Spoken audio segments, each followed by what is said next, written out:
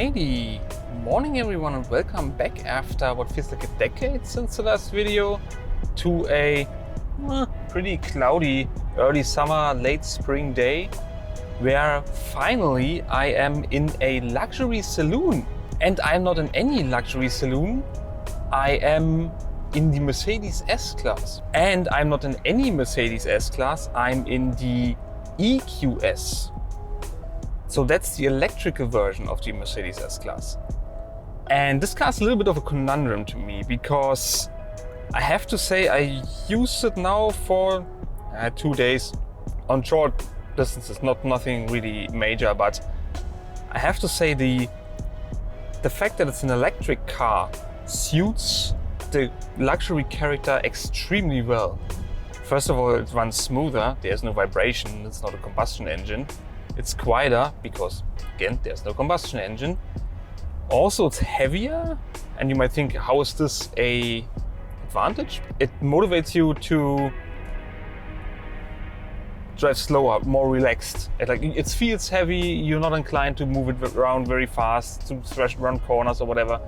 That's all not the case. It's really pretty relaxed. So far, not really much of a conundrum. Actually, it fits. It's really good. It's an electric car, it's quieter, it's more relaxed, it feels more luxurious, so that's all really great and fine. But the thing is that if it's so relaxed and so nice to use, and you can spend a lot of time in it, that makes it, of course, the perfect long-range cruiser. And this is where it's a little bit of a contradiction because electric cars aren't really known for having big range. So there's no point in having it, I can endure 10 hours in it with no problem, but I can only go 6 and then the battery is empty. But I charged the car up completely yesterday, I think, and it actually showed me 705 kilometers range left. And that's the exact figure that you get from Mercedes, from the WLPTLPWL, whatever that thing is. And now at 90%, I'm already on the road, I'm already down at 90%, and it still shows me a range of 634 kilometers. That's pretty good. Now I'm currently on my way to Torino in Italy. And there are 2 legs. The first leg is today where I go into Freecastle, and that's an about 850 kilometer journey, and the second leg is from Freecastle to Torino, which is about 500. Now Mercedes has a range calculator on their website where you can put in I want to go on a motorway mostly or through town or whatever, and then you get the temperature and if you want to use the aircon, and then they tell you how far you can go with one charge. And it turns out that the condition that I put in, Mercedes says I can go 500 kilometers. So I have to make a charging stop on my first leg. To do that, you have this route menu here, and then you can, of course, say charging stations, and then it says along the route, and then it lists you where the next one is. This is going to be interesting to find out how this works. I'm understandably a little bit nervous going a long range, especially into a foreign country with an electric car. But since this is a car that has a bit of a longer range, the leg from Freecastle to Torino is, I think, 480 kilometers. So that's less than 500. If I'm lucky, I can make it there with one charge. And the hotel in Freecastle that I have has an electric charger. So I could park it up there, charge it overnight, and then go on one leg to Torino. And the hotel that I booked in Torino, I already called them, and they said, yes, they have electrical chargers and you can use them for free if you're a guest at the hotel. So I can then hopefully charge up the car overnight there. And then on my way back, I do the same. So I only have to stop once in order to charge the car on one leg. And that's today. And then on the way back, of course. So, but anyway, it's going to be an interesting journey. Let's see if I can make it. But before we continue, the Mercedes EQS is an EV with 265 kilowatts That equates to about 360 horsepower. It has a 108.4 kilowatt hours battery. The dimensions are 5.2 meters long, 2.1 meters wide and about 1.5 meters high. The curb weight is 2.5 tons. Prices in Germany start at about 110,000 and in the UK at about 105,000 pounds. While I managed to max out the price of the UK version at about 106 grand, the German version can be easily configured up to a point where it costs around 160 grand. Anyway, first impressions of this car. Yeah, as you can see, big sunroof, very nice. Materials are really good for the most part. This is a touchscreen, no analog, no manual inputs, no analog inputs for climate control. You know that I'm not a biggest fan of that. Again, this is Alcantara. The dashboard here, this is thick Alcantara, this is nice, but Alcantara not the best option. The problem is it's not really black. This Alcantara is like dark gray, I would say, and it reflects in the window. So you always, if you're going towards the sun and this reflects in the window, you always feel like your front window is dusty. You can feel sometimes that they chosen not the highest quality materials, but then they padded it with leather to kind of like cover it up. So this here.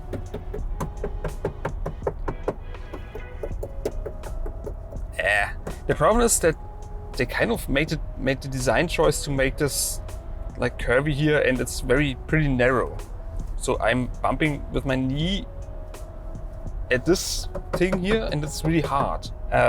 Steering wheel also all glossy, shiny shit, but at least no plastic buttons anywhere. Oh, you have shift pedals for some reason on the steering wheel. In an electric car. No idea why. But anyway, that's the first impression. I'm done now. And I'm talking to you when there's something interesting. Okay, now about 100 kilometers into the journey. Still got a range of 560 kilometers. This was pretty remarkable. This would make a total range of like 660 for like Autobahn driving or motorway driving. I have to say, really nice, really quiet, comfortable, very, very enjoyable for me. And I noticed something about the power delivery from the electric engine here. And it feels very combustion engine-like. It's not like you put your foot on the pedal and then you instantly have this power like in other electric cars. It is as if they were building the revs. So it feels very, very ICE-like. That's pretty nice.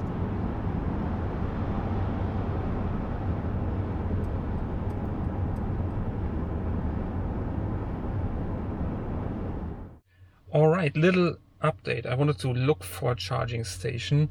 Turns out I have to go to the bathroom anyway, and I am at 27% now. I don't know if you can see that, but I'm at 27% charge now, and it's 171 kilometers left. So I'm at the charger there. It is directly behind me, more or less directly, and yeah, let's see if I can use that. A few moments later. So no, it didn't work at all. It didn't accept my card. So that's the problem with. It's not like in a petrol station where you can just walk in, can just fill up, walk in and then pay with whatever payment method you choose. That's not possible. You have to pay in advance, you have to use special cards. And that's an Eon. So I think you have to use a special Eon. So we have to look for other. I have no idea what any of that means. Like, is there some normal shell or something like that? Like, yeah, no idea. Gewerbepark. Maybe we should go there. Try if this works. Okay, another try. I'm at another charging station. That looks very promising. Really, like they have 8 chargers here or something. That looks really good. So let's give this a try. I hope this works. 1 minute, 37 seconds later. Nope, Another failure. You have to have a special charging card. You cannot just use your credit card. Okay, so I have to find another charging station now. Charging station. It doesn't say if it's a fast charger. It doesn't give you any information. Schneitach. Schwarzleite there. 17 kilometers? Yep, that's it. Add. Your route is being calculated. Please proceed to the highlighted route. Okay, let's cross the fingers. Okay, I'm now at a Aral station. Yeah, I give this a try now. I have an Aral charging station near where I live, and I am able to pay with credit card there. So let's hope this works. Very good news. It worked. It even accepted my VPay card. And as you can see, 25 minutes to 80%. Wow, amazing. Alright, successfully connected. I still have, turn this around, I still have 401 kilometers to my destination. And, charging. I have now gone from 140 to 170 kilometers in range. It's not charging very fast. 50 kilowatts is not fast. So I hope this kind of increases, because as you can see here, charging time is 2 hours to 100%. Just another thing that I noticed while I'm waiting here is that, as you can probably see, these charging stations, they're out in the open. There's no roof over here, so you're baking in the sun or you're standing in the rain. Whereas if you look over there, the guys who use petrol, diesel, they have a roof over their head. That's right. Okay, turns out 80% is pretty much exactly 500 kilometers. Mercedes said in the calculation that 100% is 500 kilometers, so but I think I should be okay now. Again, I have 100 kilometers in reserve, and I can show you, I am at 82% now, 525 kilometers, and it took me like an hour and 15 minutes, thereabout, so quite a stop.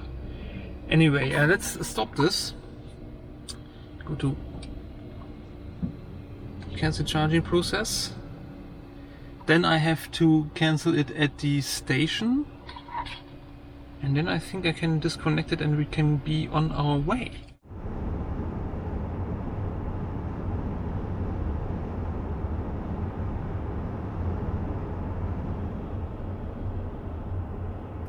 Now exit right towards B31 and then turn left.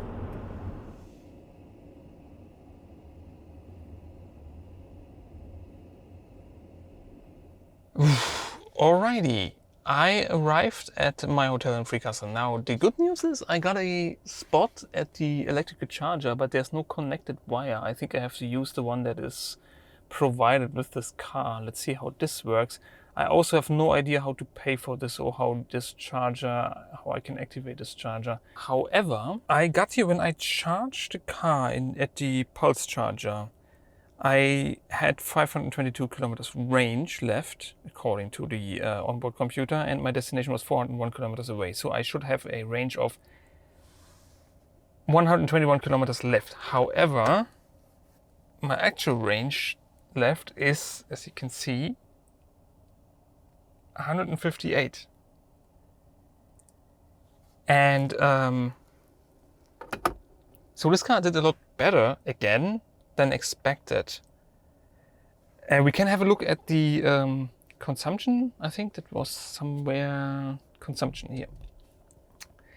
Okay, 3 hours, 17.0 from start, 17.0 kilowatt hours per 100 kilometers. I don't know what that means. Is that good? I think that's good because I still got range left. Keep in mind that this car is fitted with sticky winter tires, and the maximum temperature that I saw on my way down here was 31 degrees Celsius, so basically over 30 degrees Celsius all the way. Considering these circumstances, this is really impressive what Mercedes did here. Now, I have to say, I started at 7 o'clock this morning, I think, and it's now 6 p.m. So it's 11 hours, and a lot of this was finding a charging station that I can actually pay. And the charging itself, of course, was 1 hour 15 minutes. So I think all in all, this accounts for 2 hours. But you have to, consider that, because this is part of the car, the electric car. The EU just mandated Apple to give users the opportunity to use USB-C as a charging port. And the EU is largely interested in the change of mobility towards electric mobility, like electric vehicles.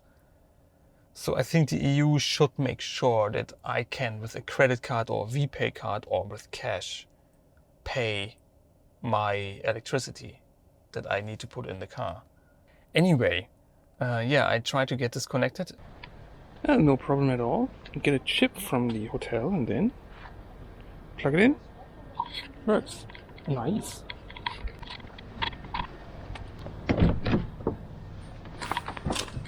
And no problem. So, but this is a pretty low power charger, of course. So, it's not really the fastest, of course. But 3 o'clock in the morning tonight. This night it will be done. In 8 hours. That's totally fine for me. I'm not leaving 3 o'clock this morning. Later, definitely. So, one free tank of fuel, so to speak. Really nice. The service.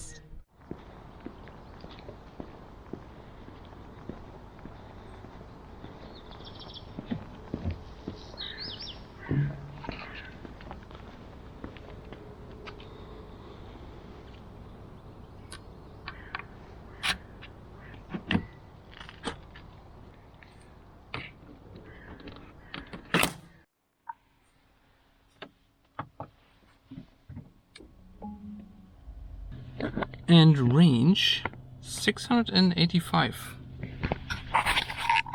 So, wake up in the morning, come to the car, and another 685 kilometers range. And destination for today is of course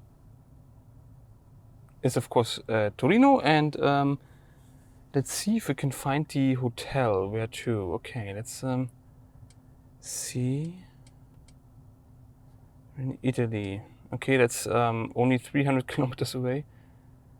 In the vicinity, hotel. Okay, you can search.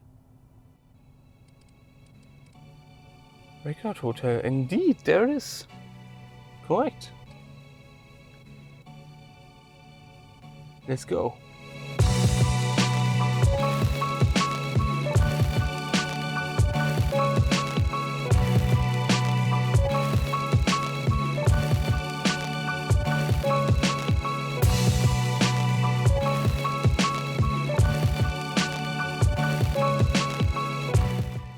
Have the vignette.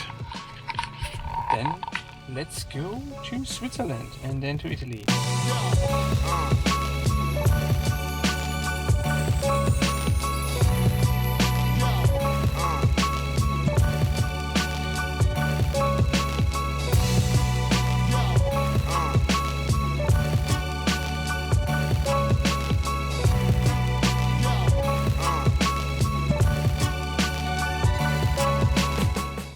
Anyway, another good thing is the semi-autonomous driving.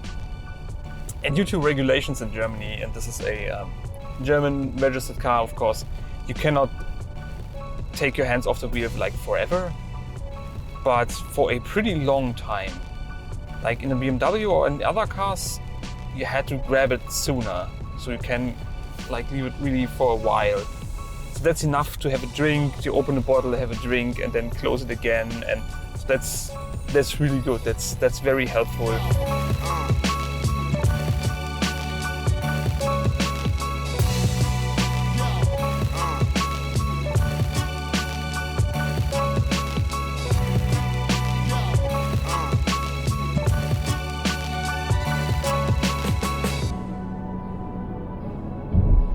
Italy! Yay!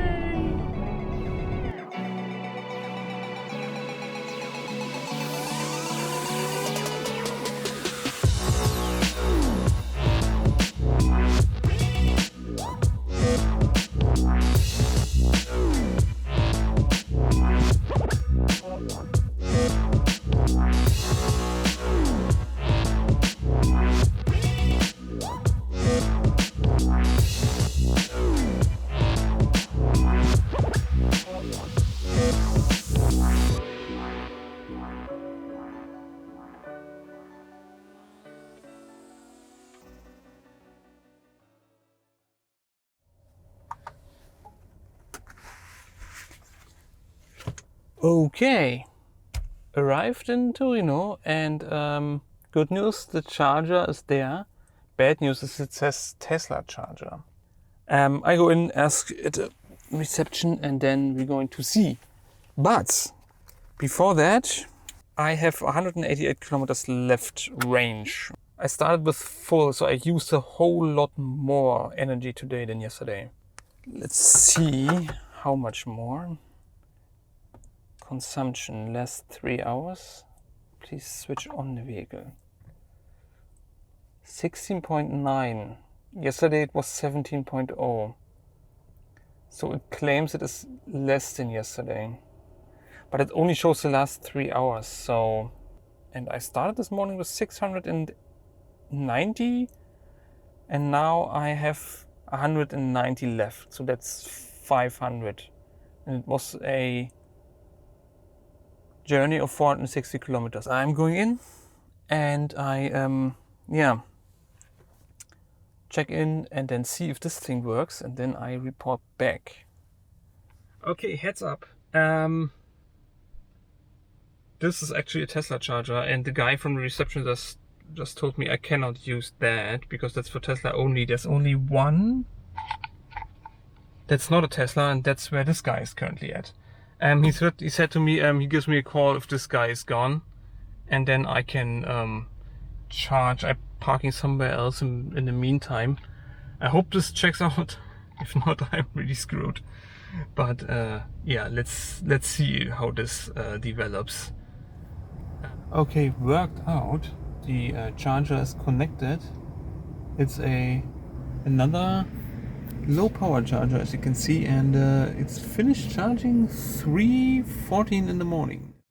Okay, now it's time to leave Torino, and I thought on the way back, why don't we try to use Android Auto and Google Maps instead of the onboard sat-nav, just to demonstrate on how this entire Android Auto stuff works. I haven't connected my phone yet. Let's try this. I remember that's relatively easy though with the Mercedes. It wasn't really that difficult. Tells me I'm supposed to choose Android Auto on the display of my car. Yes, Android Auto there. Oh wow.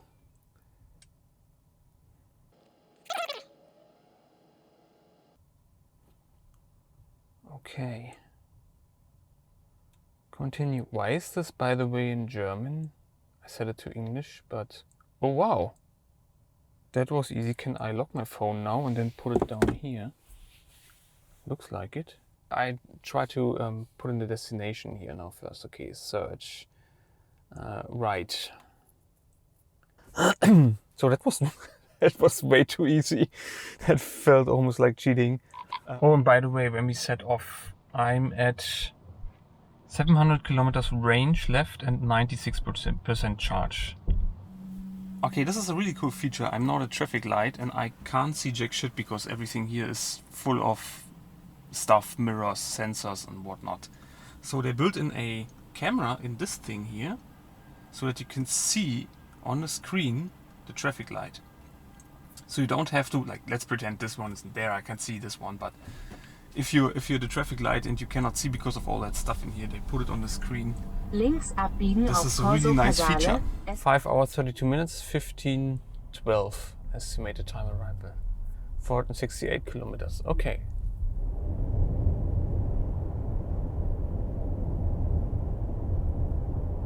Now a little update.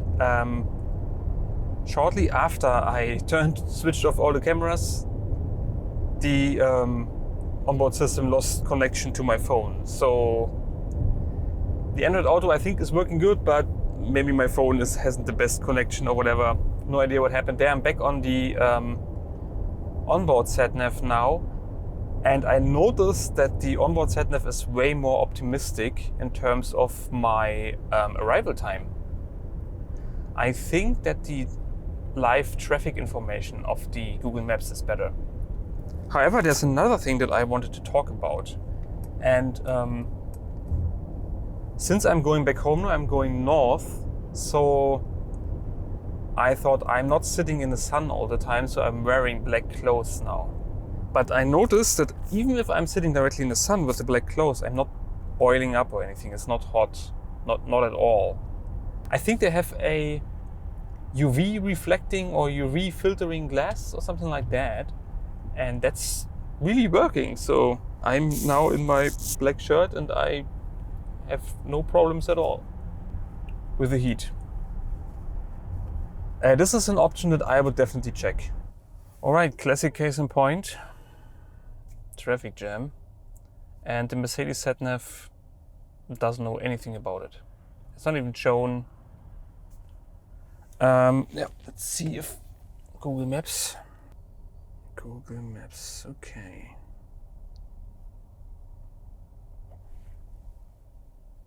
Very good. Car, very good. Yes, Google Maps just, as you can see here. So, remembering the BMW system, that was always pretty much up to date. So Mercedes is not as good, I say. So every time I can, I would use the Android Auto on the Google Maps.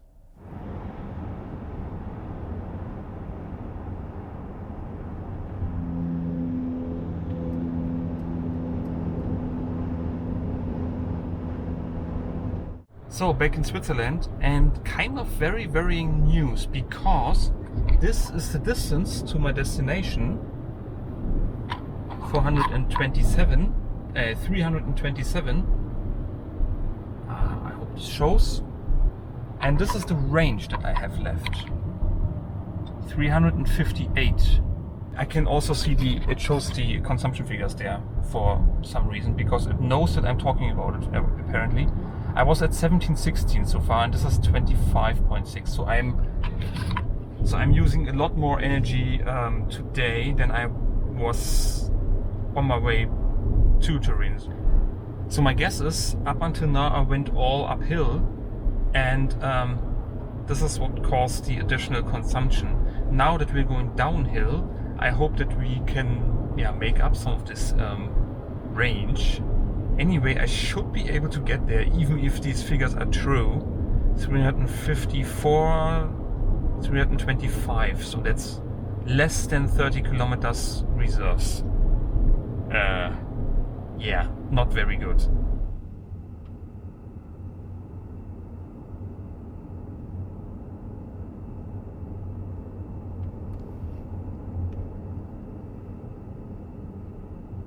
Okay, update. Now I think I finished my descent, and indeed it went the way I thought. The car was recuperating all the time, and my energy consumption went down from, went down from 25 something to 18 something. So the battery charge is now 65%, not 61, so it's 4% more.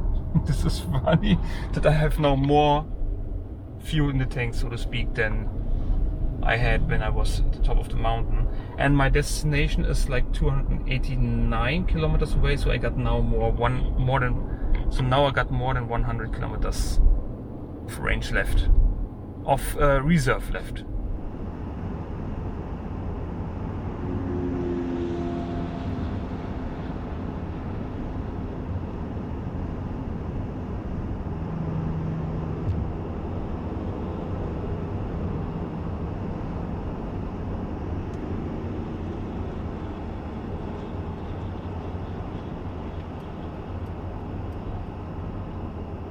Alrighty, got here back to Freecastle. A pretty uneventful journey, and yeah, turns out everything is exactly as before. As you can see, I have 165 kilometers range left. That's about the same, I say, as I was when I was arriving in Torino, because my original destination in Torino was like about 20 kilometers away from my second hotel where I moved.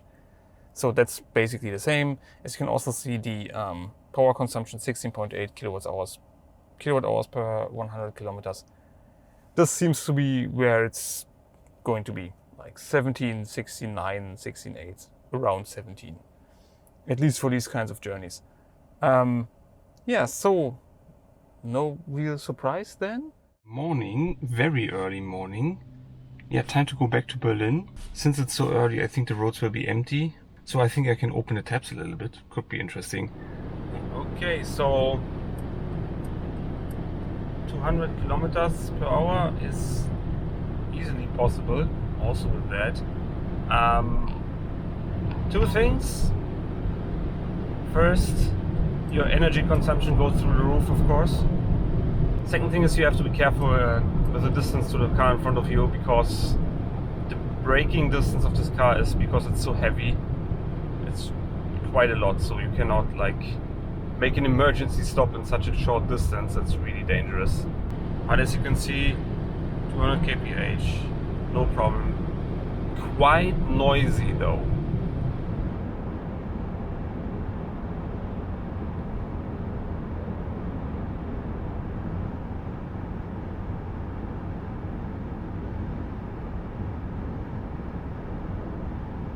Made it to the charger and no problem whatsoever. Roads were really quiet. Yeah, I actually arrived on time, 10:05. Battery charge is the same as I was, same when I was here last time, like 25%.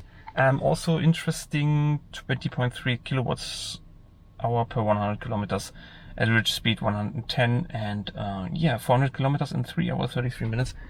So was a little bit quicker than the last days, because I drove a little bit faster, but still worked out pretty fine.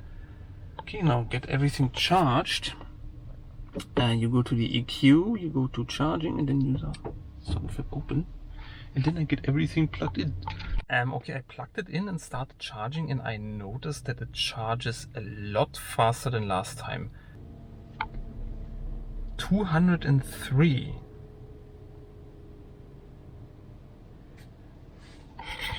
203 kilowatts. My guess is last time it was very hot, like 30 degrees, more than 30 degrees, and now it's just 23 degrees. So it's possible that they have a cooling issue because they're in the sun. There's no roof over here, that they couldn't charge this fast. But up to 100% it would be 48 minutes now. It's really good. Like in less than an hour, completely charged? What would it be if 80%? I can only choose 80. 80 would be 18 minutes. 23 now. Okay. Wow. Now this is what I was talking about the other day. It took now like, I think 40 minutes, 35 to 40 minutes to go from like 25 to 90%. And now it takes another 20 minutes to go from 90 to 100%. So this is what I meant with the charging curve. Like you get way less, way less charge per minute the more charge you already have in the battery. So it stopped charging. Okay, it stopped charging anyway. then I will continue. That was a 40-minute charge. 40 minutes. Back on track. Okay.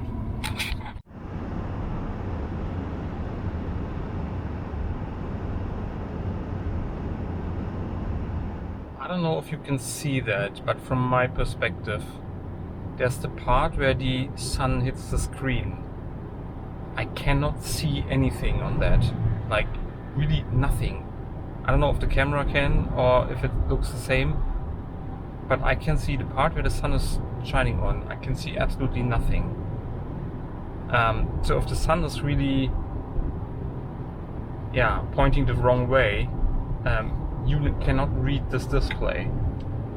This is why I like the old design where you had the cover and then the straight down screen, not the angled one, because it basically ensured that you could see something.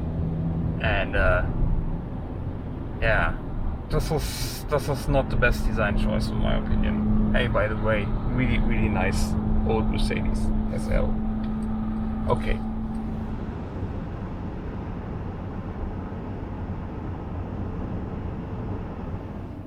So back where we started, like a couple of days ago, and it was a 823 kilometer journey. The 7 hours and 42 minutes are excluding the break. So all in all, I think it was somewhere between 8.5 and 9 hours, which feels pretty normal to me. And that was this entire journey back from Torino felt to me like pretty normal. Like I had one break where I charged, or one fuel stop, so to speak, for like 40 minutes. So it was probably like 20 minutes longer than with a petrol or diesel powered car. And other than that, it was just a normal journey back. Energy consumption is a little bit higher today because I was going a little bit faster. You can see the average speed is a tad higher. Have 153 kilometers range left and 24% battery charge. So again, all very normal. Okay, now to the interior. But before we start with all that inside here, let's have a look at the boot. You can open the boot, I think, with this button here.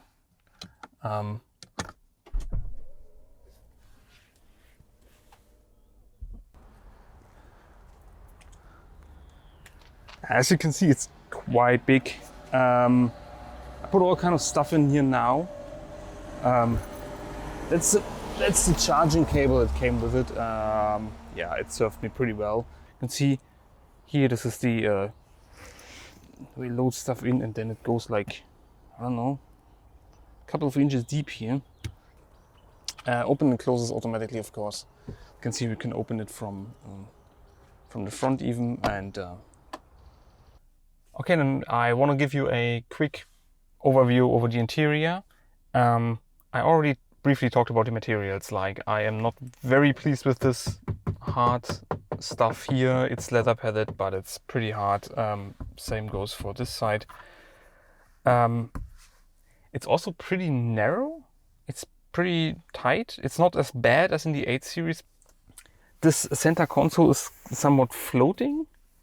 You have storage space down here, which is actually pretty useful. I used it to store my wallet and my phone and stuff, although the phone actually goes in here. These metal stripes here are a really nice thing. The design is really, it's like there are curves and shapes everywhere. It's like there's no rectangular stuff. It's all pretty much, this is curved, and even this here is curved, and the armrests on the side on the doors are curved, and everything is very nice from a design perspective. Functional wise, you can not really use these side pockets. They are very small, they are not very high, you cannot store bottles in it. In the center console, since it's not very deep because it's floating, there isn't really that much of a storage space. There's more here, it goes really deep down. This is where the key goes. You have 2 USB ports here, USB-C. You will have 2 additional USB-C ports here. They're all, I think, for charging and whatnot. This is the cup holder. Again, it holds cups. Don't think that you can put any bottles in there. In here, the cup holder is fully removable. It's a 30-cent piece of plastic. I have no idea. It says push here, but I have no idea what happens if I push there. Yeah, other than that, this is pretty nice and soft. I was complaining about that in the 8 Series, that it was too hard, that it was hurting my elbow and all that. Like, this is nice. Seats are heated, ventilated, and they are massaging.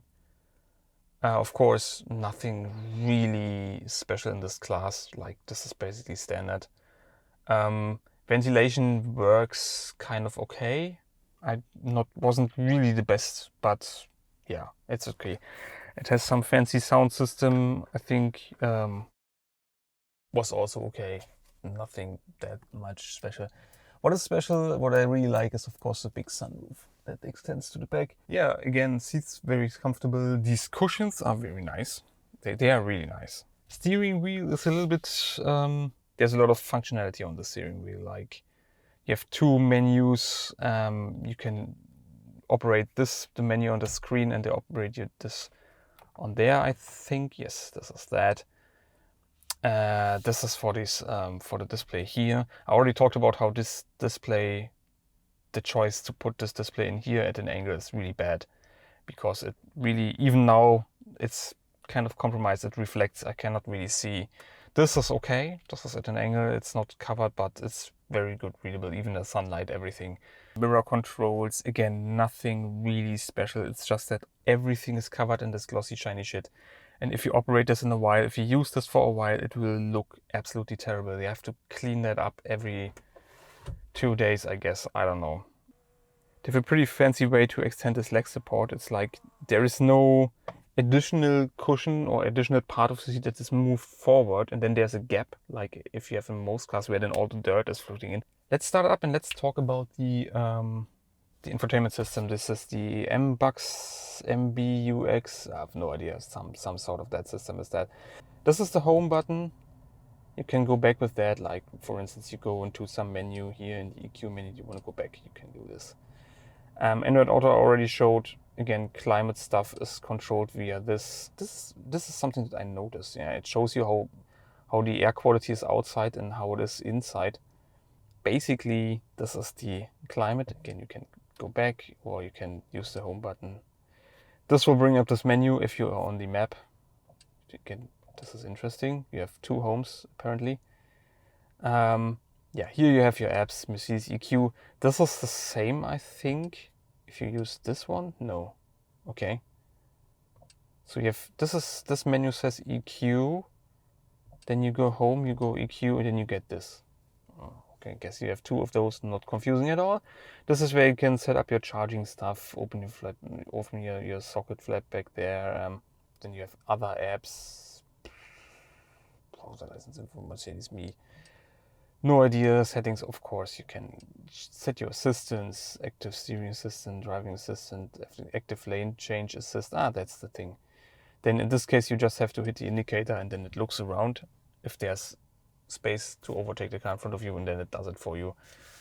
Camera systems, open camera cover, other assistants, traffic light assist, traffic light view. You can turn that off here. All that stuff. The parking assist works. I used it once and it worked, and then I used it another time and it didn't work. It didn't detect a parking spot that was so big that I was easily got in there by myself, and but it didn't detect it. So it seems like sometimes it works, sometimes it doesn't. No idea. But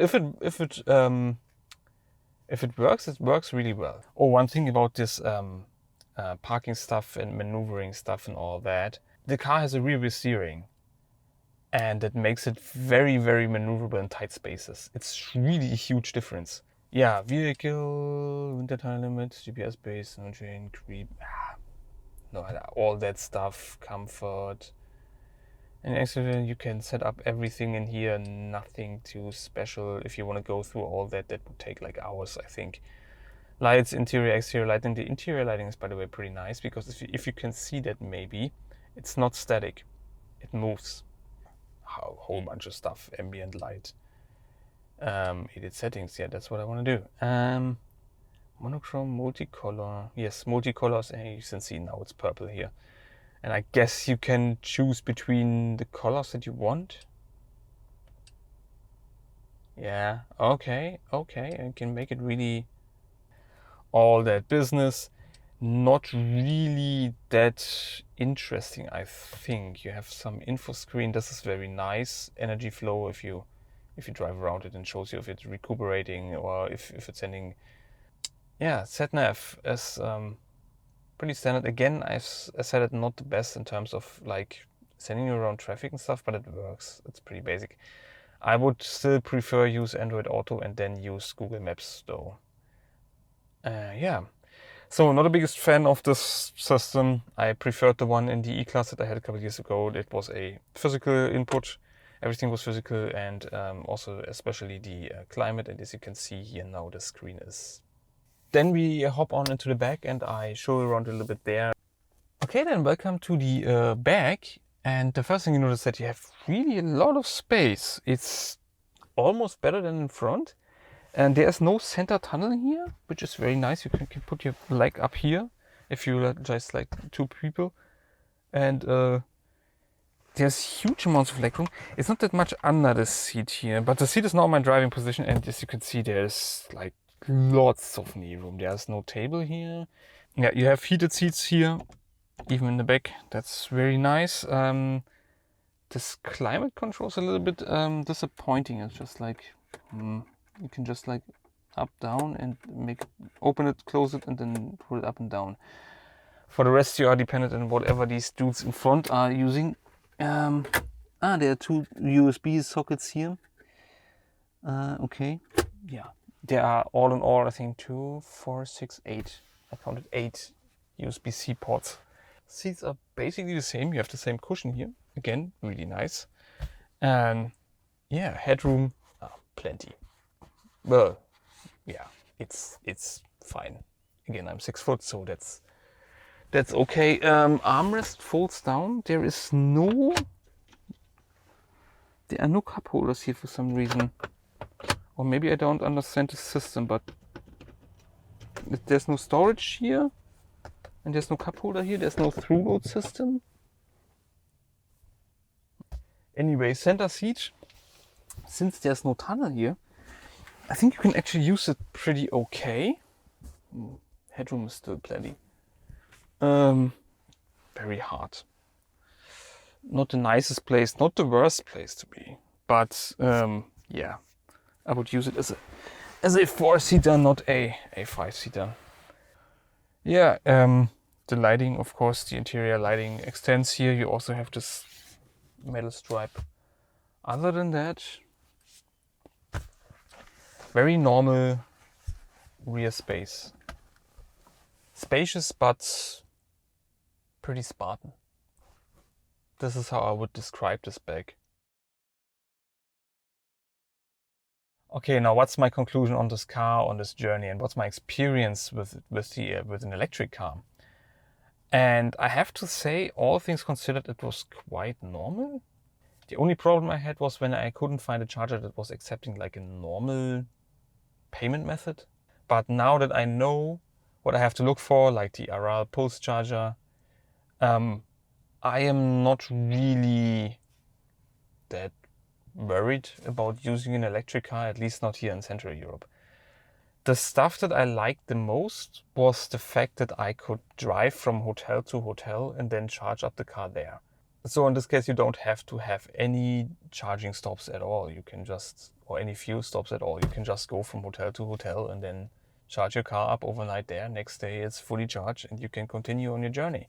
However, this just works in pretty short distances. Now here's what I think about electric cars in general at the moment. My recommendation is to not buy an electric car right now. Now this car is really good. It has good range and it can get you anywhere. It's very comfortable. This is really good. But there have been a couple of breakthroughs recently in battery technology. I already talked about in another video, and if you haven't seen this one, then don't watch it, it's really terrible. But I already talked about our Next Energy, who just like put their batteries in a Tesla Model S, and then they were going like 1,000 or 1,200 kilometers with it, just by putting their batteries in. Not theoretical range, they actually drove, I think, 1,200 or 1,000 kilometers with it. There's a Chinese company that's called, I think, CALF, and they claim that they have doubled the energy storage density of batteries. Now this will lead to, I think, 3 possible developments. First, the range of these electric cars is the same, but they can save weight with the batteries, which means that your energy consumption will go down. This would be positive. The second is the weight stays the same, but they double the range, which would be interesting for cars like this, when you can actually really go more than 1,000 kilometers with one charge. Then that would like be extremely good. And third, which is the most likely thing to happen, somewhere in between. Also, they said it's not a thing of distant future.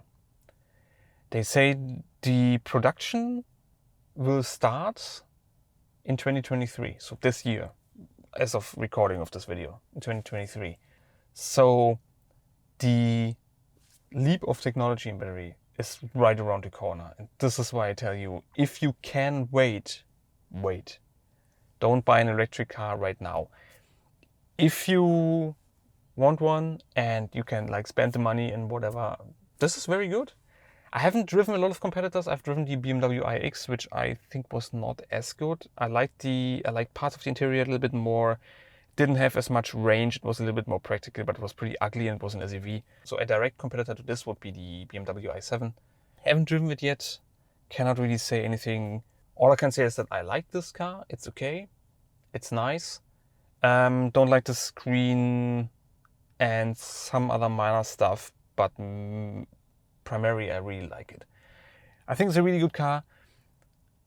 For long journeys, it was kind of the most enjoyable one that I had up until now. Although all things considered, I think the Mercedes E450 is the most complete car that I've ever driven.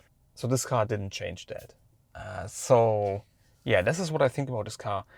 Really good, pretty expensive, and with the technology leaps in front of us, I think waiting is the best option at the moment. But it's pretty impressive what Mercedes did with this car, especially considering the fact that it kind of holds up to its claims. The range that Mercedes claims that you actually get. I was even a little bit better. Anyway, I'm signing off now and I talk to you in the next one. And until then, tschüss.